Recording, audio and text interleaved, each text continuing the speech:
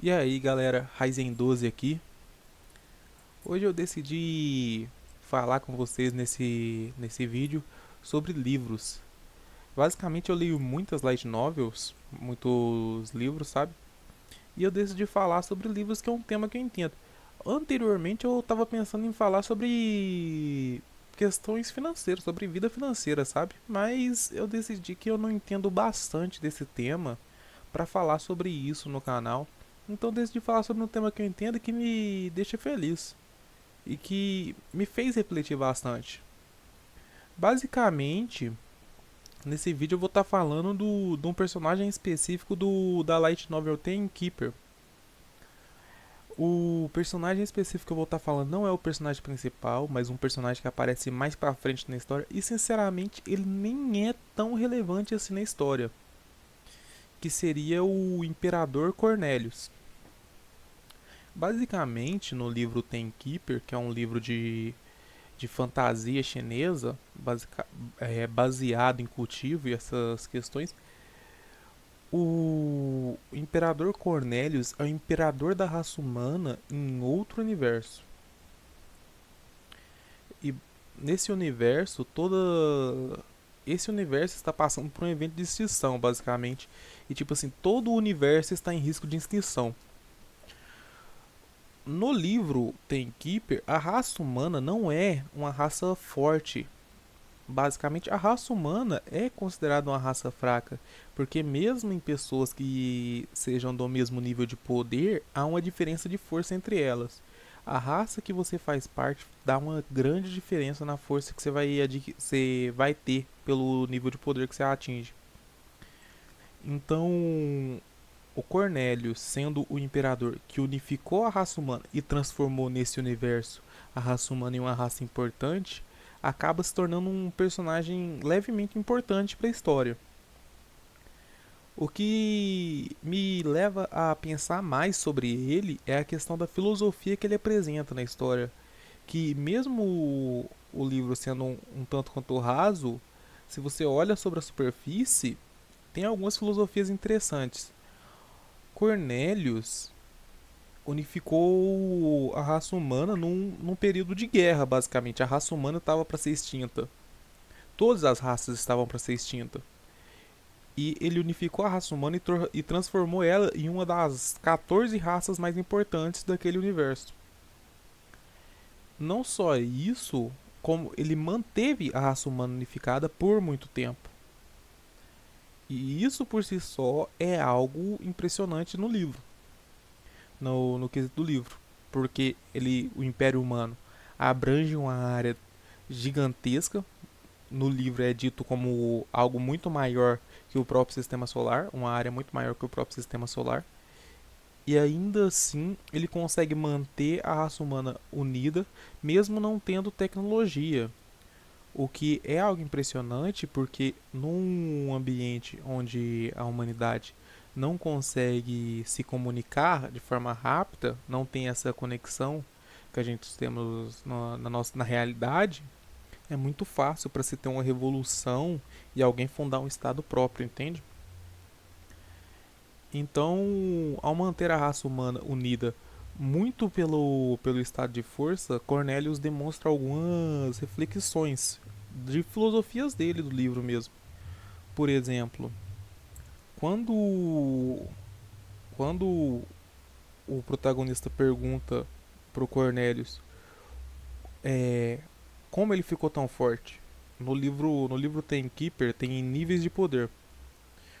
Um do ao, Depois de alguns níveis, os níveis de poder tem os imortais basicamente, que seria uma pessoa que superou a mortalidade já.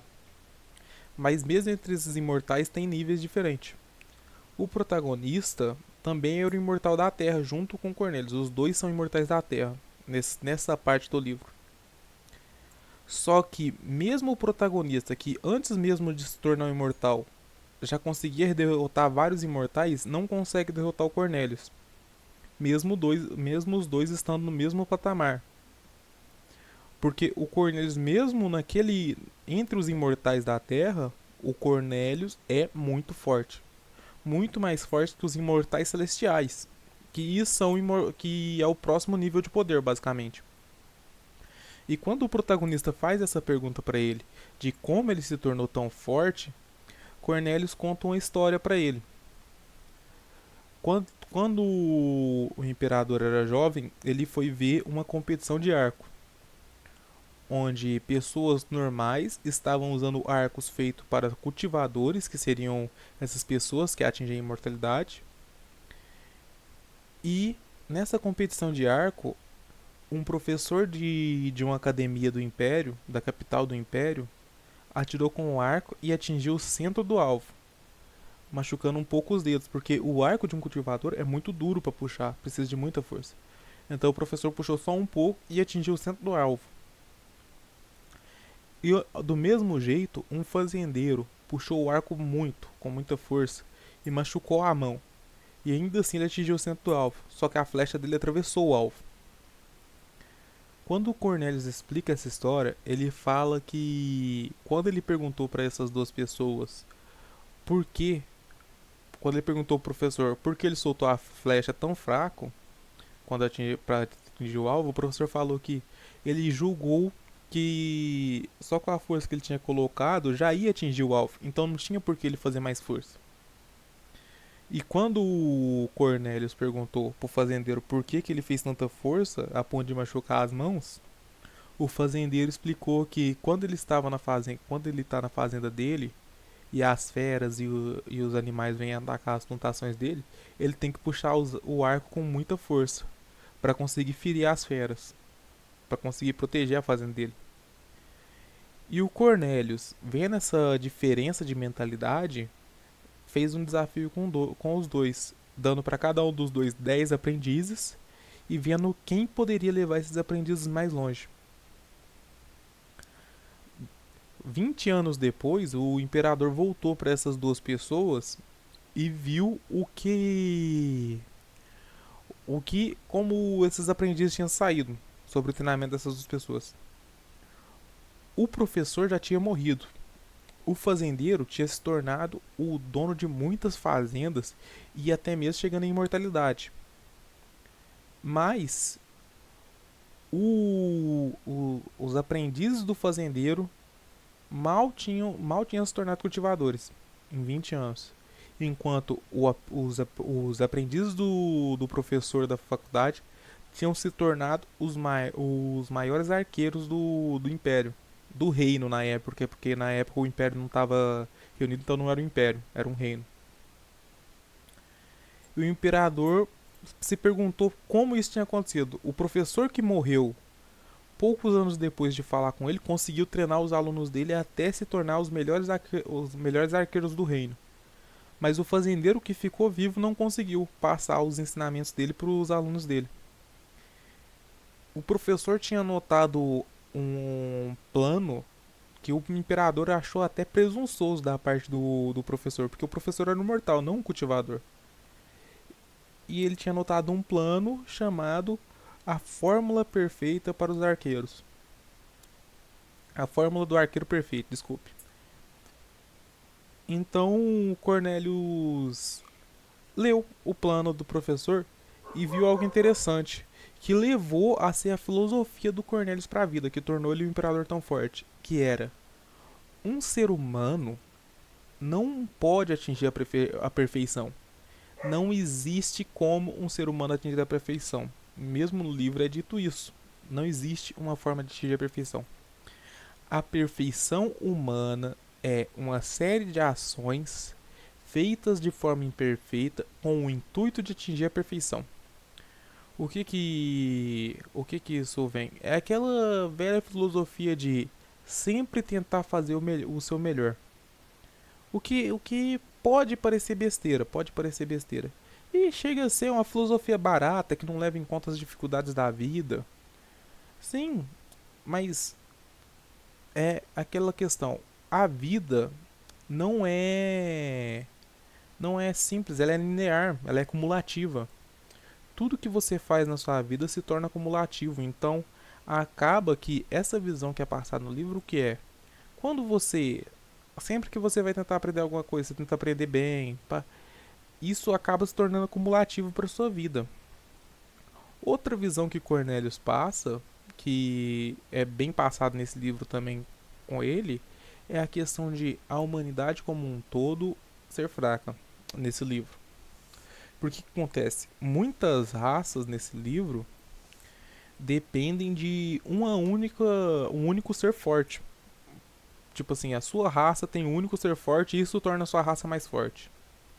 Cornelius não gosta dessa filosofia para a humanidade, porque a humanidade já no livro já foi uma raça forte, tinha seres fortes nessa raça. Só que a humanidade não se identifica com os seus seres poderosos. Então acaba que uma ou duas gerações de paz, de uma vida em paz, tornaria a humanidade fraca. Então Cornelius mantém a humanidade no livro nesse estado de guerra, porque é um estado de guerra que acontece nesse universo. O universo está em perigo de extinção, todas as raças estão em perigo de extinção. A humanidade está brigando pela sua sobrevivência. E esse estado constante, com esse estado constante, Cornelius cria a cultura no império de que eu tenho que ser o melhor e eu tenho que me sacrificar pelo bem da minha espécie. Isso é criar essa cultura, entende? Todas as pessoas serem melhores no que elas puderem ser. Isso não cria gênios. A verdade dita no livro é que isso não cria gênios. E isso é um fato até na vida real. Se todas as pessoas acreditarem, tentarem ser os melhores, isso não vai criar gênios. Mas isso cria uma base maior de desenvolvimento. O desenvolvimento que uma única pessoa pode ter é limitado. E isso é interessante porque essa visão do Cornelius de tipo assim, em vez de se focar em uma única pessoa e criar um super humano capaz de defender a humanidade, ele tenta tornar toda a humanidade como um todo mais forte. E na vida real, isso poderia ser visto assim, em vez de focar em poucas pessoas, tornando essas pessoas muito instruídas e muito estudadas, era melhor se a sociedade como um todo fosse melhorada na questão do estudo. Nossa, eu falando de estudo e dizendo a frase com a conjugação verbal totalmente errada. Mas vamos para frente. Era melhor se nossa sociedade como um todo melhorasse em questão cultural, em questão de estudo. Porque uma frase muito dita por aí é se eu quem foi? Eu não me lembro quem foi. Eu acho que foi um cientista que era se eu cheguei tão longe é porque eu me sentei sobre o ombro de gigantes. O conhecimento humano é acumulativo. E na sociedade atual, onde o conhecimento é desprezado, você vê muito esse movimento de streamers, youtubers e coaches, não sei o que tem, de que não vale a pena estudar, porque se eu gravo um vídeo pra internet e ganho 10 vezes mais do que o cara que fez faculdade. Na sociedade atual, onde se vê esse movimento, isso é muito triste, porque o desenvolvimento que uma pessoa sozinha pode levar é muito pouco. O avanço que uma única pessoa pode fazer é muito pouco. A humanidade se tornou o topo da cadeia alimentar pela sua capacidade de trabalhar junto com outras pessoas. A sua capacidade de alterar o ambiente e trabalhar junto com outras pessoas para alterar cada vez mais o ambiente é o que torna a humanidade grande. Então, em uma sociedade onde o conhecimento é desprezado, hoje, o que a gente pode ver, o que a gente pode acabar vendo, sinceramente, é muito difícil, mas pode acabar acontecendo um regresso humano. É um regresso. Porque antigamente, por exemplo, muitas pessoas sabiam fazer. Muitas pessoas não. Quem sabia mexer com computadores sabia fazer um computador do zero. Quem sabia mexer sabia fazer. Pegava os componentes, soldava nas placas e conseguia fazer um computador. Só que hoje em dia não se sabe fazer um computador do zero, uma única pessoa. Contudo, os computadores de hoje em dia são muito mais potentes do que os de antigamente por uma questão de especialização. Eu faço minha empresa faz essa peça aqui melhor, sua empresa faz tal peça melhor e acaba que por especialização e por uma evolução do conhecimento, tanto tecnológico quanto prático, se torna possível fazer um computador muito mais potente do que um computador feito com bilhões de dólares há 15, 20 anos atrás. Então, o quesito eu acho que eu estou usando essa palavra errada. A questão da humanidade, da nossa sociedade atual, né, eu acredito que isso esteja acontecendo principalmente no Brasil. Eu não tenho conhecimento sobre os outros países para opinar sobre eles, mas a questão da nossa sociedade está desprezando o conhecimento. O Brasil sempre foi uma sociedade que despreza o conhecimento, mas atualmente se tornou muito maior e muito mais aparente na mídia, influenciando outras pessoas a seguir o mesmo caminho. Cara, isso é extremamente prejudicial para nossa sociedade. Eu vejo isso aí como algo extremamente prejudicial para nossa sociedade. O Brasil está num ponto que você não precisa fazer muito para ser acima da média. E isso é ridículo. O país chegar num ponto em que você não precisa fazer muita coisa para ser acima da média. Se você faz o mínimo, você é acima da média, é uma coisa triste. E você vê que o país corre o risco de ter um regresso é realmente preocupante. Muito dessas filosofias que eu acabo. Eu li muito livro de fantasia. E por ler bastante, mesmo que sejam leituras que não sejam leituras para me especializar, para me formar essas coisas, eu acabo buscando entender mais profundo sobre as filosofias que são passadas nesses livros. Que muitas vezes são filosofias rasas, mas que aquele momento ali te leva a refletir, sabe? É aquilo que é diferente da sua realidade que te traz mudança. Então, essas são coisas que eu nunca tinha parado para refletir, mas que agora eu vejo que é uma preocupação e que sinceramente não tem nada que eu possa fazer para mudar isso. Não tem nada que uma única pessoa possa fazer para mudar isso e provavelmente não vai mudar. É uma cultura do Brasil que vem de séculos. A cultura demora muito tempo para ser formada. 50 anos para ter uma mudança cultural é um tempo muito curto. É um tempo muito curto. E isso é preocupante. Porque nós temos essa cultura hoje. Aí, daqui a 20 anos, essas pessoas que hoje falam que não vale a pena estudar, que tem gente fazendo videozinho pro TikTok, vai ver que elas ficou estagnada. E aí elas vai incentivar os filhos delas falando que para eles estudar. E aí nós vamos ver uma possível mudança cultural, mas provavelmente não vai ter. Porque influenciar uma criança a estudar, ela tem que viver num ambiente de duas uma. É muito raro não ser um desses dois ambientes. Ou num ambiente de necessidade de estudo, de necessidade de mudança, que gera necessidade de mudança, que gera revolta. Quando um sentimento é muito forte, ele gera mudança. Um ambiente que gera revolta naquela criança, onde, tipo assim, cara, eu não acredito que a realidade da minha família é essa, eu não acredito que a minha realidade é essa, provavelmente força a criança a estudar bastante. Não tô falando que isso é bom, isso é horrível, sinceramente. Isso é horrível. Nunca vou apoiar um ambiente desse existir. O, o, o mundo ideal seria um ambiente que influencia, não que força, que influencia esse jovem, esse adolescente, essa criança a estudar. Não porque eu tenho que estudar para passar no vestibular, mas a aprender.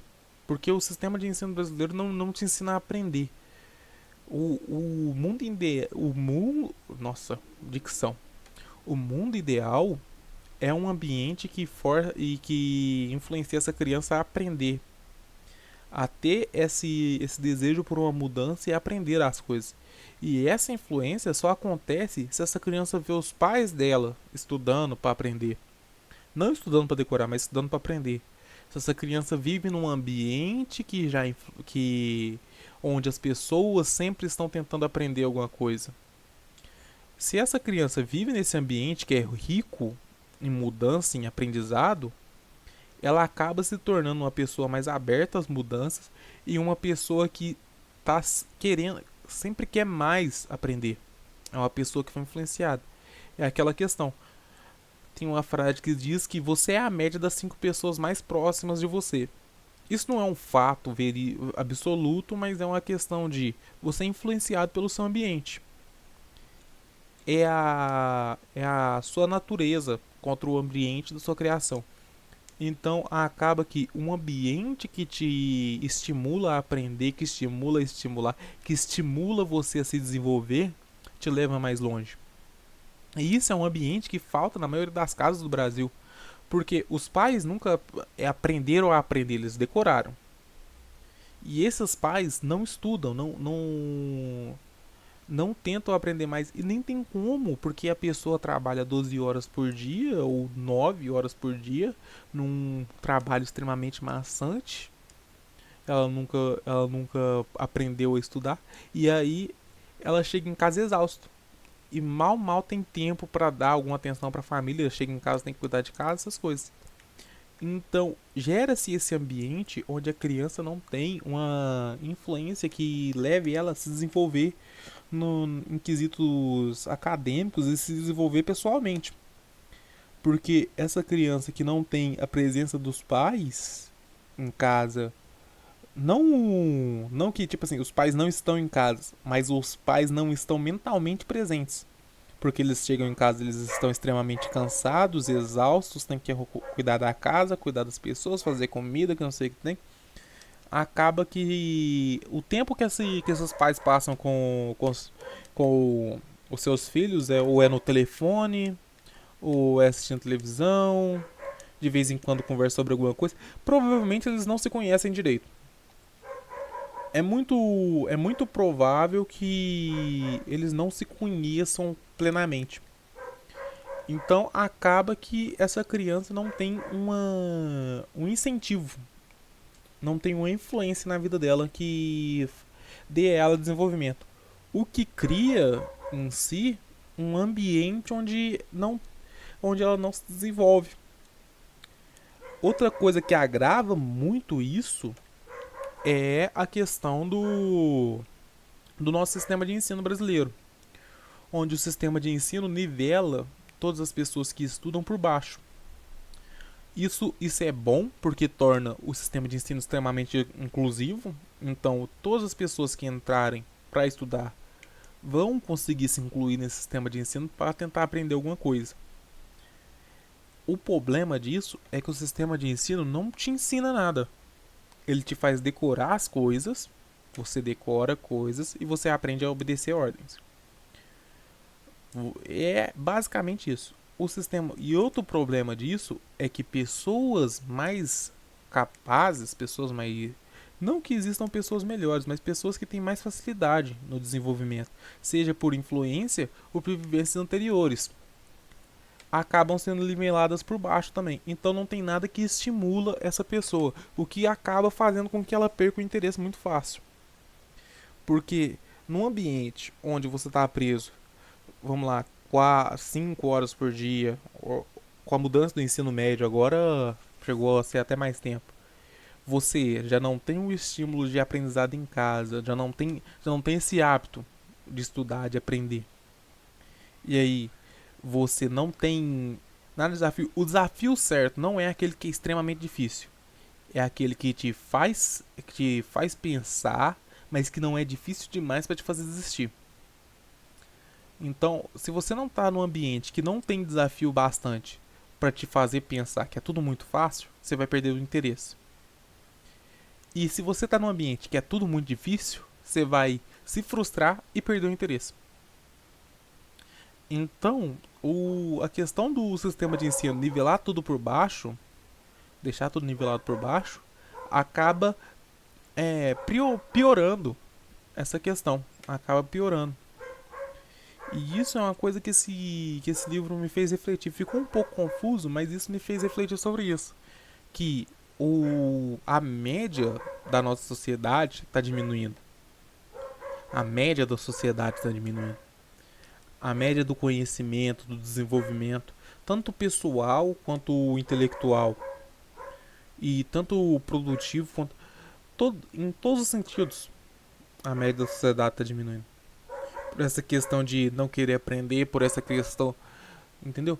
Hoje, Ainda bem que hoje em dia as pessoas priorizam bastante a questão da saúde mental. E isso é muito bom, mas com ressalvas.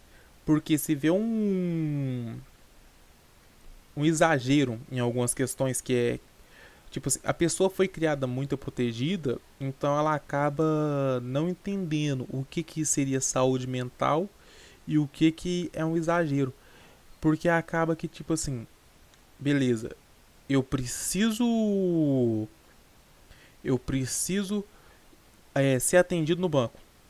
Mas eu não posso esperar, sei lá, 20 minutos na fila. Porque isso me ofende. Cara, eu preciso de comer. Eu preciso de comer. Mas eu não vou aceitar nenhum trabalho que me pague menos do que eu acho que eu mereço. E não que você tenha que ficar num trabalho horrível, pelo amor de Deus. Ninguém merece. Mas é aquele negócio. Melhor pingando que secando. Acaba que, tipo assim, você aceita um trabalho ruim, porque o melhor momento de procurar um emprego é quando você está trabalhando. Então você aceita um trabalho ruim para ganhar um pouquinho de dinheiro para sobreviver e vai mandando currículo para outros lugares. Vai mandando currículo para outros lugares. E é aquilo, se o seu trabalho é horrível, qualquer 100 reais a mais que te paga é lucro.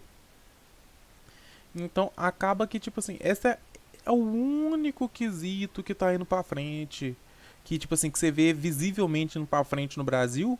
É essa questão de olhar a saúde e observar bastante sua própria saúde mental.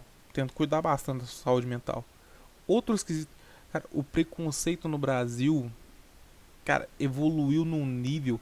Porque hoje em dia é aquela questão. Sempre houve preconceito. Sempre houve. Sempre houve.